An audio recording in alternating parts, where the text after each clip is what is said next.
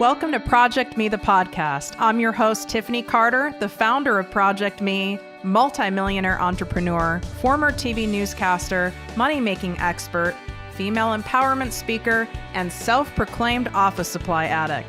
My mission is to take the mystery out of making big money.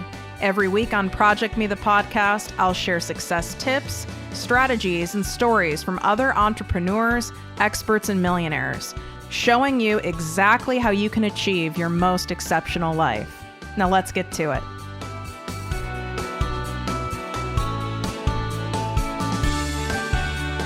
Are you tired of grinding away to make money, feeling like you need to clone yourself to make your business a success? I know, I was once there too, working 12 to 14 hours a day, 7 days a week with no me time and totally overwhelmed. I knew there had to be an easier and more fun way to make massive money. And that's when I discovered passive income. Fast forward years later, and now I consistently make hundreds of thousands of dollars a year while I sleep and with little of my time. My Lord, is this a freeing and empowering feeling. It's my mission and passion to teach all of you to do the same.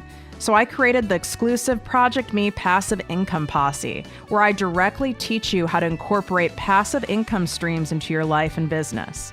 If you desire the same financial freedom I've created, message me on Instagram or Facebook at ProjectME with Tiffany, and I will send you the group application requirements.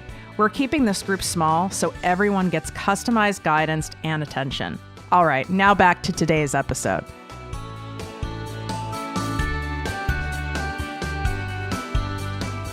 Welcome to the podcast and posse, ProjectME with Tiffany Carter. So you regular listeners know I'm always encouraging you to show and share your shit because it helps you and others shine.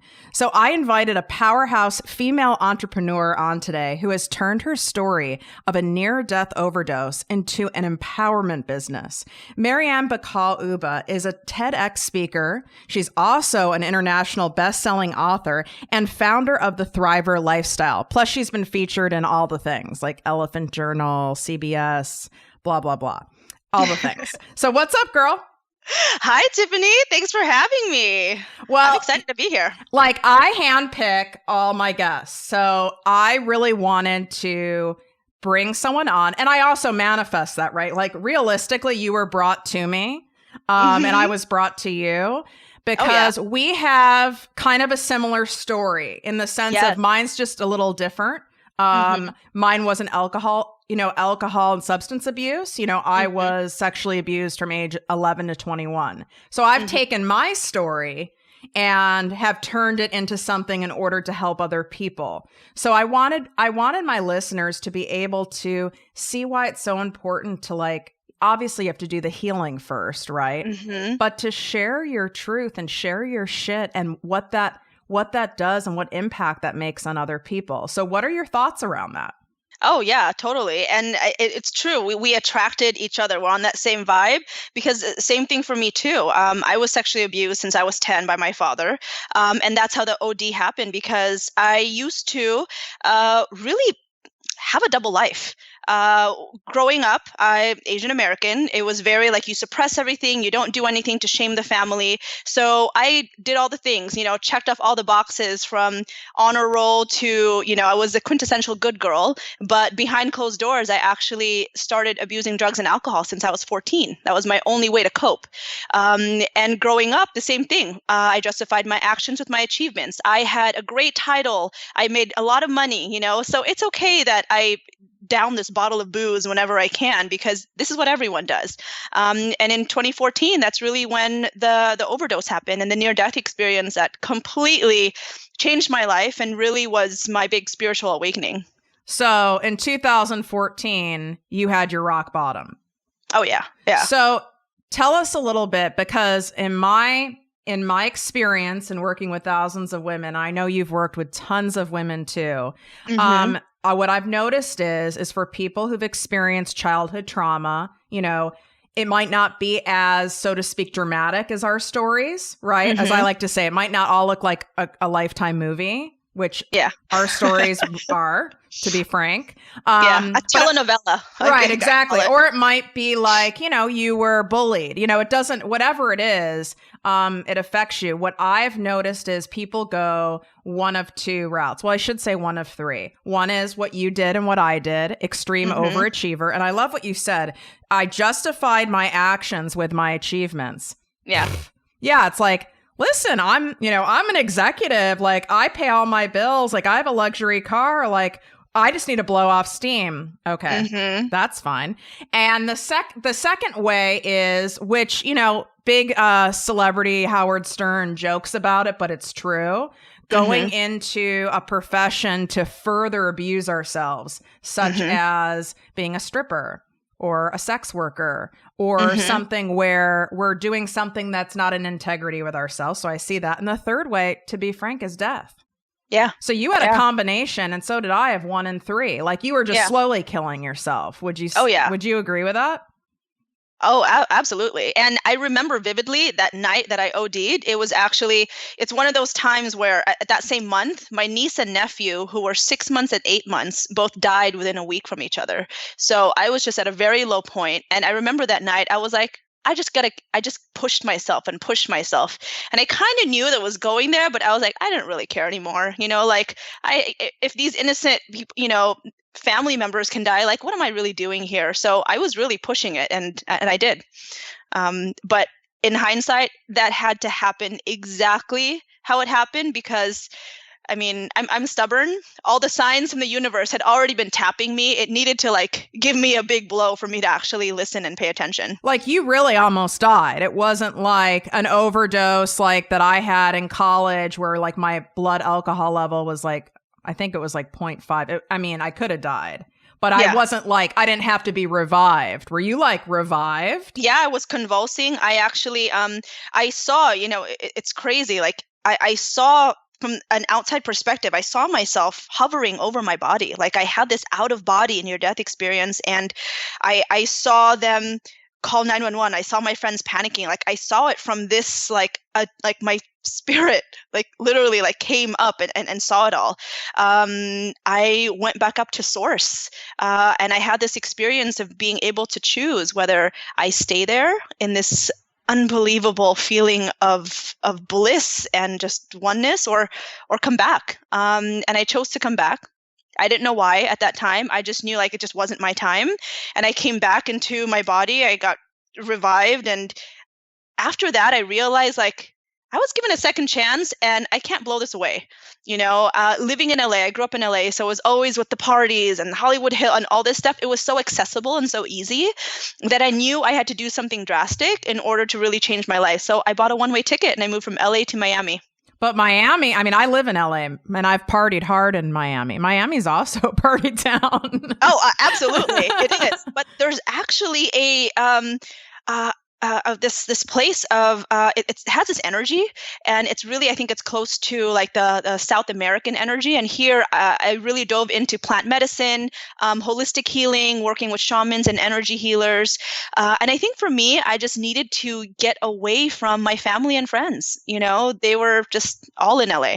Now, did you go through do you consider yourself an addict, like an alcoholic? Like, hi, I'm Marian, I'm an alcoholic. When I really think about that, at one point, I would probably say, yeah, because there were times where I couldn't go to sleep to shut off my mind until I drank something to make me fall asleep. I wasn't selling off everything or, like homeless on the street, but I think that's a form of addiction, Oh, we're, as my good friend Tracy O'Malley says, we're all addicted to something. Mm-hmm. And so it doesn't have to be a substance. If I had that addict gene, I would be dead. Mm-hmm. Or I would have had happen what happened to you, right? Mm-hmm. I don't. That wasn't my jam. That didn't do it for me. And that's a God thing, because if it did it for me, I'd be like dead in a mound of cocaine. Thank you. Mm-hmm. So let me ask you this, I like asking other survivors of sexual abuse because it's also healing for me, and it's very rare I get to do that. Why do you think it is that so many survivors of sexual abuse or assault don't share their story? Because we're so shamed. We're absolutely shamed, and we're made to think that it's our fault. It's so hard to come out to share our story because it's something so intimate. And for me, I actually tried telling my mom when I was 14, and she didn't believe me. She told me that I was lying, that I was, if I ever said anything, I would shame the family. So imagine if, the people that you're supposed to trust the most that have your back are the ones that turn it, your back towards you. So I grew up thinking, well, if I can't get my own mother to believe me, like no one is going to believe me. So I just kept it in, and I was so ashamed of it. I guilted myself. I thought it was my fault. I thought there was something that I was doing. And I just kept that within me, and that secret and that self-worth. I love how, and you talk a lot about self-worth. I had no self-worth before. Well, and how could you? Your Mm-hmm. self-worth was dependent on what you could serve and give other people, whether you wanted to or not, right? Mm-hmm. Yeah. So how did this show up for you? This started when you were 10, which is a young age. Mine started at 11, so I can really relate. I'm just like, you guys know I'm like secretly tripping out here because can you guys see the evidence of the universe at work? How similar our stories are? Out of all the billions of people on the universe, this is why social media is so fucking cool. Anyway, Yeah. I digress. So this started at a young age, which I believe when something happens at a young age like that, it's extra confusing, right? Uh-huh. Oh, yeah. So it started at a young age. How did this low self-worth, being taught over-sexualized, all this stuff, how did that show up for you in middle school and high school? Like, did you do acting out behaviors aside from alcohol? Did anything like that happen? I actually no. I had to that double life. Like I still wanted to look like I was perfect. So no one really knew except for my one friend who I partied with. But everything else, I actually strived to do the exact opposite. So I was so studious when it came to school. I went to private school, and I just wanted to make sure I did all the things. I got the high grades, and I think a big thing for me is that school was my savior. That was my safe haven. So home for me was not safe. So I did everything I could to stay in school. So if that meant all the extracurricular activities, if it meant all the sports and doing well in it, because I knew that I would be safe at school. So I excelled at school. I actually didn't run away from it. How do you think you survived that? Because when this happens at a young age, you don't get to just you're dependent on your family for food and shelter. You don't just get to leave, especially when no one fucking believes you. Yeah. You have nowhere to go. So what survival skills do you feel got you through that? Yeah. When it started when I was 10, I actually didn't know that it was bad. Like you just go in this situation, like things happen, and you have someone telling you that this is normal. And it wasn't until I was about 14 when I started drinking and doing drugs was that, oh shit, this is actually not normal and this is bad. And it just really changed how I made sure that I was able to detach. I was so good at compartmentalizing everything. This is this, this is this. And I detached myself from a lot of things. Like when it would happen, I would just shut down. And then I was good at that. And so growing up, I was really good at, nope, I got to do this. I got to put a mask on, then I got to do this. And it served me well. Growing up in college and careers, I worked in predominantly male-dominated industries, so I was good at closing it off and being in that more masculine. But I realized as I got older, it just wasn't serving me anymore. But really that masculinity of that survivorship and being able to detach, where it was what helped me. Yeah, and you're right. In the corporate world, I operated like that too because that's kind of what they want. Yeah. So I can really relate to that. What was the turning point that made you go, was it your overdose, or what was the turning point that made you go, you know what? I have got to share my story. I'm meant to be here for more than working at a high-end corporate job. Yeah. It wasn't that easy for me. It was super hard. So I had to leave. The first thing I needed to do was just leave LA. So I went to Miami. I had no clue that I was going to even share my story because for me that was so frightening. I didn't want the stigma from my family. I didn't want, my whole community of basically all my relatives looking down on me. But what I started doing was, and this is what intuitively came to me, like in a dream, and I started hearing like my guides telling me that just write the story. And I was like, okay. So I just wrote it. I didn't think anyone was going to read it. And so anyone listening to this, don't think you have to go from A to like all the way on the other side. Like just start slowly. Because I was like crying like when I was like writing the story, and I stayed up all night to write it, and I just felt like this release. So I think writing it down for the first time in my life, I had never written everything down. I wrote it. And then I got an intuitive ping to like send it to a friend who, and get this, like we're not even that close, but I don't know what, like send it to her. It turns out that same friend who's a really amazing person, turned out to, as a mentor to me, had a very similar story. I had no idea. Wow. And that was the first time she had told someone, and she was crying, and I was like, I didn't even know this about you, but I just felt like I wanted to share it with her. And then I just started sharing it with a little bit of people, like my close group, my friends who I knew I could trust. And then from there I got like, okay, maybe I can share it a little bit more. And finally, I actually found the courage to confront my father and tell my family. I had family members who did not agree with me, who thought that I was, trying to get attention or to be famous for whatever it was.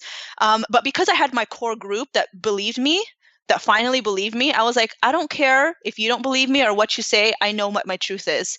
And then I just started sharing. I put it up on, I wrote a blog post and I put it up on Facebook. And then people just started asking me like, how did you like even get the courage to do that? And then organically opportunities to like share my story started happening. And then I started writing articles and doing podcasts, and it organically happened from me following the steps. It wasn't like, oh, I'm going to tell my story. It like eventually flowed into that. It slowly unfolded as you healed, it sounds like, right? Yeah, absolutely. So first off, what's the name of your book? It's called, the book that's the bestseller is called Unleash Your Voice. It's on public speaking for women. But the book about my story that I'm like halfway done is called Survivor to Thriver. And is it, it's not yet available to buy. Oh, okay. No.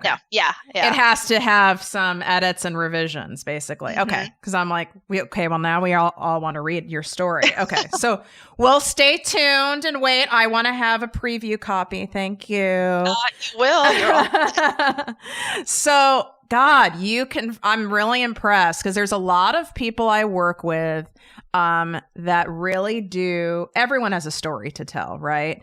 And they want to tell their story, and they might want to write a book, or they might want to start a blog or whatever. But what stops them is similar to what was scary to you, is your family, or I'll be written off, or I'll be abandoned, or, oh my God, they won't believe me. Or some people, quite frankly, are afraid they're going to be, what's the right term? Like written out of an inheritance if they've come from money. Right. Or not being able to see those few family members they actually genuinely do love, or something like that. What do you have to say to those women who are terrified of that, but do know they have a story to tell?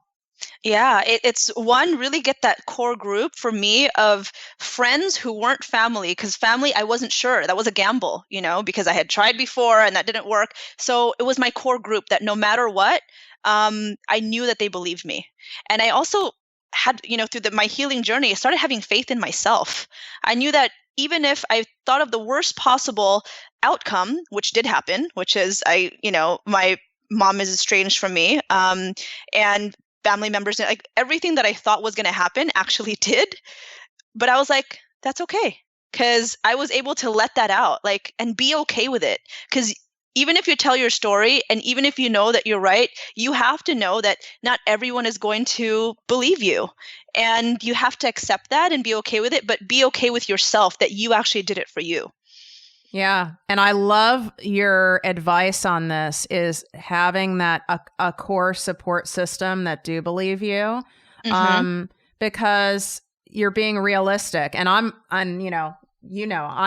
realist. I keep it real as shit. It's like, and let's prepare, right? Have a plan if the worst happens so that you're supported, especially if you have PTSD, you've gone through trauma of some sort, or you suffer from anxiety or depression. It would be a lack of self-care to leave yourself hanging, right? to just Yeah. like go, I'm going to go and blurt it out all over the interwebs and not like make sure you have a support system. That's a form of self-abuse in a sense. Yeah. Yeah. Yeah.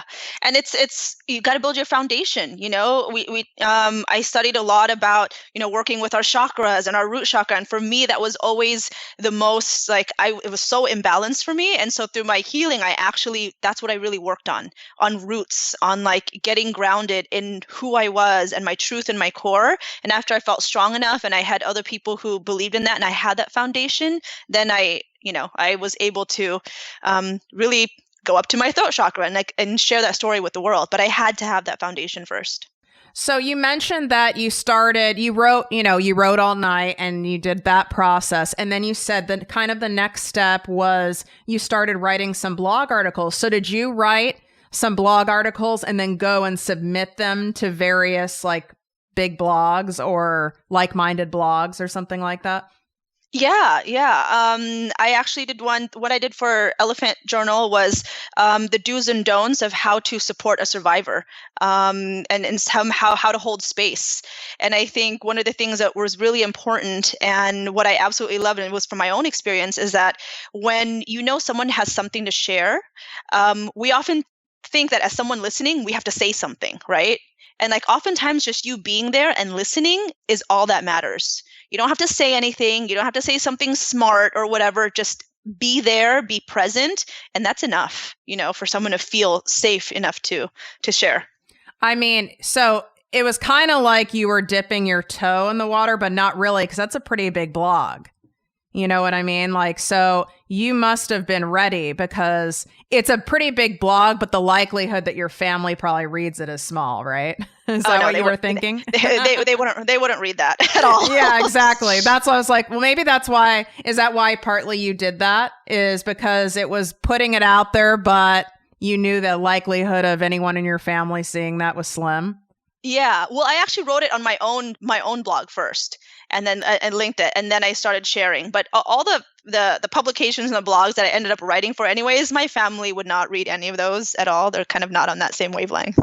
Wow. I mean, this is so interesting to hear how someone else has taken your story and your healing, and you have turned it into a business. I mean, obviously, like sharing your story, sharing it on blogs is one thing, but to be blunt, how did you monetize this? Yeah. So it happened really organically. Like I didn't know that this was even a thing that people could do, because I always had a marketing background. I've always been in marketing, business development, event production, from corporate to startup to my own agency. That's kind of what I knew. And then during my healing journey, I just started sharing all my experiences, things that I was learning. As I wrote more blog posts and submitted my stories, did podcasts, people just started pinging me, asking me for questions. How did you do this? How did you do that? And it started off as more, and my business has changed as I've grown and changed. Before it was more transformational, even helping women first get that story out, and really like, how do they even start? How do they deal? It was a lot of healing. Where it is now is sort of that next level. Women who have already shared the story, but now want to create a bigger platform for it. Maybe they want to write a book, launch a podcast, do a course, whatever it is, and then start getting publicity for it. So that's why I do the conscious business coaching, because I've been able to meld the two with my experience in marketing, business development, and with the spiritual practices that I've had and the transformation. Now I'm able to meld it with the two, with women who really want to step into their power and like level it up to the next level. I love that. And what a great niche that is too. But I like asking people like, what's your leg up? We all have a leg up in life. Okay. Like some people have a trust fund.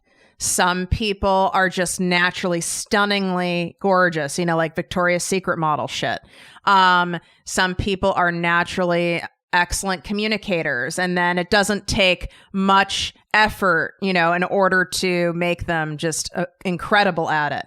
So what would you say your leg up is? Well, I've always loved talking. Uh, I got into public speaking. So years ago, ever since I could remember, I've always been the type to, as a young kid, to stand up and to sing and to perform. I used to do musicals in college, and then even when I was doing marketing, I do presentations on marketing. And I realized as I started sharing my story and launching the podcast, I really wanted to share it on stages. And so I did a lot of pro bono work in the beginning, before I even got paid to speak, just as practice to just share my story. And really how I've monetized and my superpower is now being able to share it authentically. Like all my shit is out on the table. People know that I've done drugs. People know that I had a drinking problem, that I OD'd, that I was sexually abused. Like I don't have anything else to like. Really, there's nothing else. It's just like I've put it all out there, so now I could be authentically me and speak from my heart and what I really believe in. How did your corporate marketing experience, was that in digital marketing or was that in conventional type marketing? Both. So I first started as in a law firm. So I did a lot of like huge event planning for them, working with business development proposals for different clients.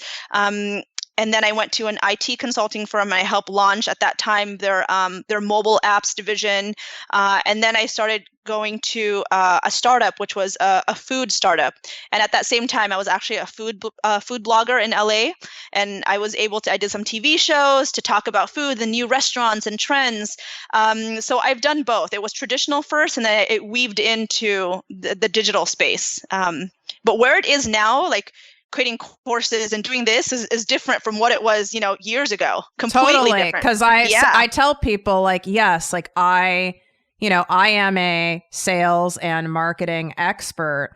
However, things morph. Like what the digital marketing looked like 5 years ago is very different from today. But you do have like, isn't that amazing? Because you had all that corporate experience for a reason, because now you have all that experience that helped propel your company and your brand and your message much faster than if you didn't, than if you were a chef, for example. Yeah. No, absolutely. All of that experience, I still use to this very day, how I even pitch, how I, create my branding and campaign. It's things that I used to do for other people that now I'm helping in my business. So it's really helped a lot having that foundation. Now, do you pitch yourself?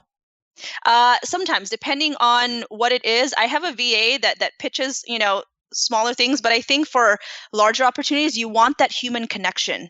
I want to be able to put my personalized information about if someone that I've been following or an event that I want to go to. So there's certain things that I will still pitch on my own, and then other ones that my VA will pitch.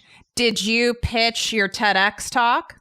Yes. Yeah. Because that was I talked about, my title is called, of my talk is, Are You a Victim, Thriver, or Survivor?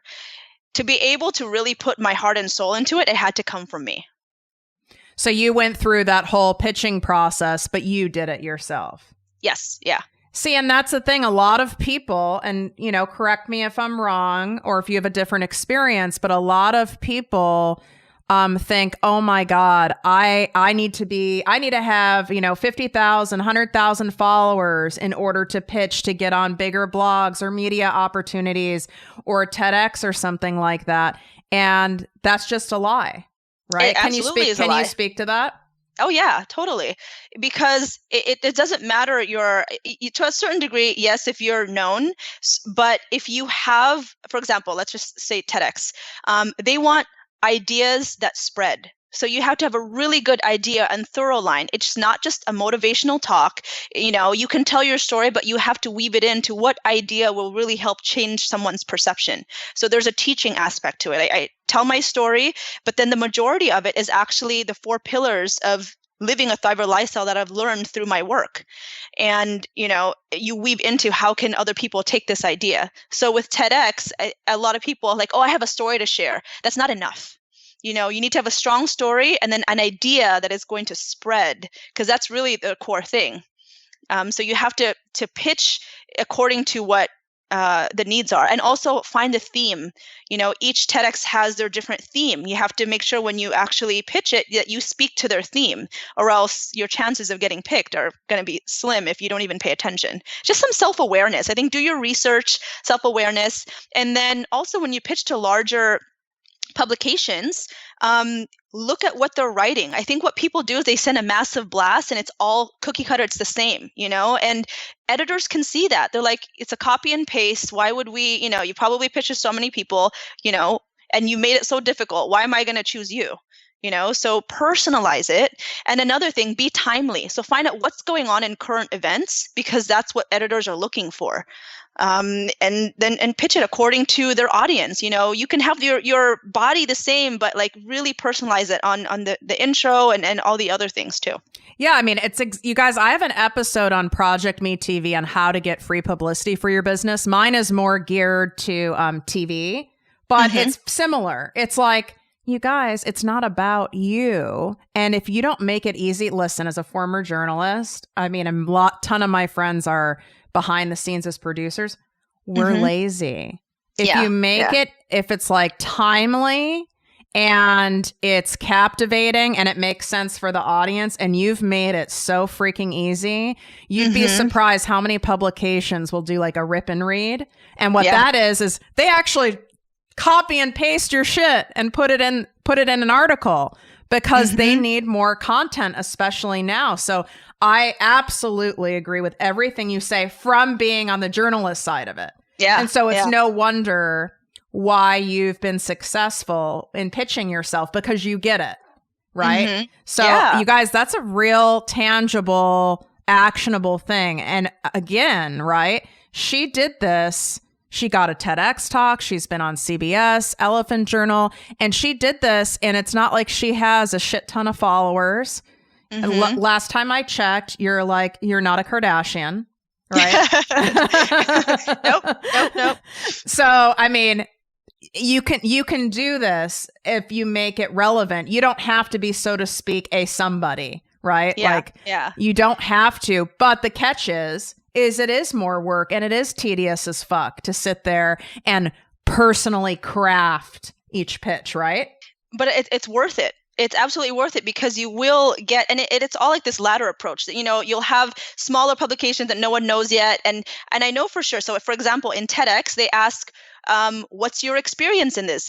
Where can we find more information that you've actually been talking about it? And because I've written for other publications and done other podcasts and had like, here's a list, here's my press page. They're like, okay, this is not something you just started talking about yesterday. So it really builds that credibility. And when you do this, it's worth it, because you never know what opportunities are going to come from just putting your name out there. And you just get ready. And another thing, a tip for really pitching, which I think is so important that people forget, is two things. One, don't forget that it's a person on the other side that's reading it. Don't forget that human high-touch connection. Like, we're humans. And second is to also think about their audience. I think a lot of people like, oh, I'm this, I'm that, me. And it's like, no, like, this is what I feel like your audience would benefit from this. They would enjoy this because so. Love it. I second that again, from the other, being on the other side, the receiving side. This, again, not surprised why what you're doing is working, because you figured it out and you get it. I think a gift that occurs when you've gone through trauma and you've gone through the healing process is, one of the common characteristics of someone who has PTSD is hypervigilance. So for those of you guys who don't know what that is think of being hyper aware, almost animalistic. Like, I could be in a room and I've already scouted the room in 5 seconds. It's natural for me. I can't turn that off. I can calm it down a notch, but I can't turn it off. And I feel we end up, our gift, actually a superpower out of that trauma, is being hyper aware. Would you agree with that? Yeah, absolutely. I notice and just highly intuitive of things, what's going on. Also very self-aware too of everything. Yeah. I love you. I'm so I love you. I'm like in awe right now. I want to cry, because that's just, it's so beautiful when I would have never met you if I didn't heal and I didn't show up as me. Right. So I say it obnoxiously and I will never stop. Like attracts like. Yeah. So absolutely. when we're unhealed and wounded, we attract more unhealed and wounded people, which you should have seen the people I had in my life before. Now that I'm healed and I'm always healing, but I show up as me, I attract beautiful people like you who've done the work, who are also healed. Yeah. And vice versa, like our paths cross for a reason because we're on that same wavelength. Like we understand. Now, do you see in your, do you do private coaching too? I do. Okay. So do you see like in your private coaching or maybe after, you're on stage and people come to talk to you, do you notice that there's almost like a hesitancy or an avoidance in people wanting to look at their shit? Oh, yeah. I think not just in general, most people, and I say this in my talks, most people live in survivor mode, like or victim mode. They don't take accountability for their actions. It's easier to blame other people, other circumstances, whatever, for, how their life is going. Because it's much harder to take accountability. Oh, it is. And it's humbling too. So when you have when you're working with someone privately, how much of the process, because a lot of people, right, will come to people like you or me and want strategy. How do I do it? How do I get a TEDx talk? I want to write a book. I want to make $1 million, whatever it is. They want that. And I get that. You should want that. Yeah. But there's the other component that's the most important that has to come first is that like self-awareness, self-healing, self-worth. So how do you massage that into your coaching process? So the ones who I actually work with one-on-one, I'm very selective. I usually, actually for the most part now, I only work with women who are sort of been on that healing process and already healed. I actually don't work. That's how my business transitioned. I used to work with those who are more in victim survivor mindset, but I realized like that really wasn't working for me. And I had also transcended that. So for me, I work with those who are already healing and know that, okay, I've done the work. I want to do the work. I want to continue doing the work, but I also want to spread my message. And so that's really who I align with now. Yeah, I love that. That line, like you can lead a horse to water, but you can't make it drink. Like I'm not going to be I'll lead you to the water, but then you've got to do the rest. Right. Yeah. So. Yeah. And I actually, I put a post on Instagram recently about this, about how you can have all the gurus, all the mentors, all the coaches, but they cannot do the healing for you. They can't do your work for you. You have to do it. They're there to guide you and empower you and teach you. But at the end of the day, you have to actually do the work. There's like no way around it. No ifs, ands, or buts. Like there isn't. And believe me, we both have tried all the ways, haven't we? You almost basically you did die and came back trying to avoid doing it. I almost died in a different way by wanting to take my own life and like really getting close to doing that, and it's like, I tried every way. Right. And guess what? It doesn't work. Tell us your Instagram, because I want to make sure people can go and follow you. What is it? Yeah, it's at MBACOLUBA, Bacol Uba. Perfect. So you guys, if you are getting a lot out of this episode, take a screenshot right now. It takes 2 seconds. And I want you to post it on your stories and tag both of us, mine at ProjectME with Tiffany. If you forget to tag her at MBACOLUBA, if you for some reason forget or you're driving and you just tag me, I'll be sure to tag her so we get it. But I want to see that you guys appreciated this, because this is, we did share some really great, right, practical tips to get publicity and stuff like that. But I want to see if are you guys resonating and liking hearing from other women who have healed and have taken their trauma, their tragedy, their shit, and are using it to shine. I want to know. So take the damn screenshot. All right. So let me just end kind of with this. What I find so fascinating is how women who are doing things like we're doing, how they're really monetizing their business and getting a little more into the weeds. So how does it look? Is most of your money that you're making in order to support your cause and be able to do things like and show up and do, I mean, you don't get paid for TEDx. So it's like to do things for that for free, you obviously need to, mama needs money coming in, right? Oh, yeah. So what does it look like? Is it mostly private coaching? Is it from your other book? What are the different streams of income you have coming in? So I have multiple streams of income coming in. I have one with the coaching, and then I have another one with my events that I do. I do Thriver Lifestyle events, but that really leads into people doing either one-day intensives or a course that I'm launching or private coaching. And then there's public speaking. And then I do a lot of corporate trainings and workshops that want to incorporate meditation, mental health, and wellness. So I recently, two of my most recent clients is Capital One and Activia. Capital One, they want to teach people about money and mindfulness. So we created a program at my local Capital One cafe in Miami to help people really use mindfulness and meditation to cope with a lot of, people stress out about money and have anxiety about money. So how can we merge that two together? And it's an amazing program. And Activia, they hired me on for a private event of theirs to lead something on. There was a recent gut summit here in Miami. And they had a private event, and I taught really listening to your gut instinct and intuition. So I did a workshop there. So those are sort of like and then the book has some things and then other projects, but that's really my silos. It's the coaching, it's the events, the public speaking, and then working with corporate clients. This is so good. I love for my audience to understand that because, I'm all about you cannot gain great wealth and freedom without having multiple streams of income. So you just heard all of her streams, and I'm sure she has a few others that, maybe haven't grown yet that she's, forgetting or leaving off the table. So you don't have to do exactly what she's done, right?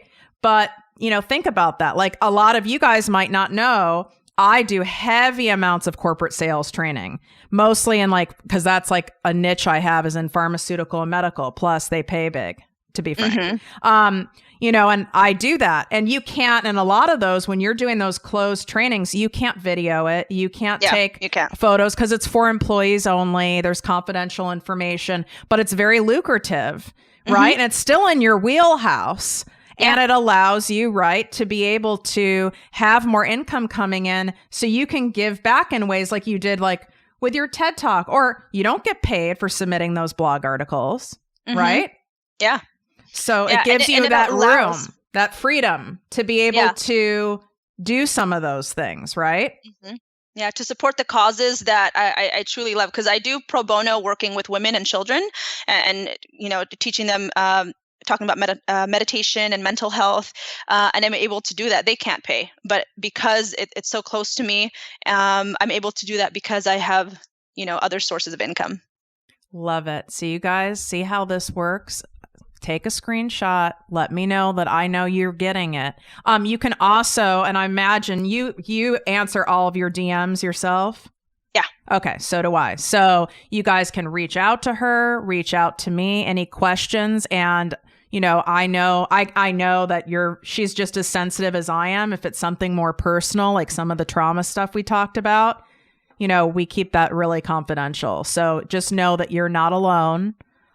You're not alone. There are other people who have gone through this healing process and are there to help guide you through that as well. So just know, you don't have to be stuck in that shame. Well, thank you so much for coming on. It was wonderful talking to you. Thank you for having me. I'm so glad that our universe collide and we're here talking about this so openly. So thank you for creating the space, really. Absolutely. I have the chills. It's so freaking cool. When you guys show up as yourself and you share your story, you share it and you've healed, you attract totally different fucking people in your life. It's so incredible. Thank you so much. I look forward to many more conversations with you. Thank you. Same here. If you enjoyed this podcast, please write a 5-star review on iTunes. Not only will this make me super happy, but it will allow more listeners to find our special show. Simply help me help others.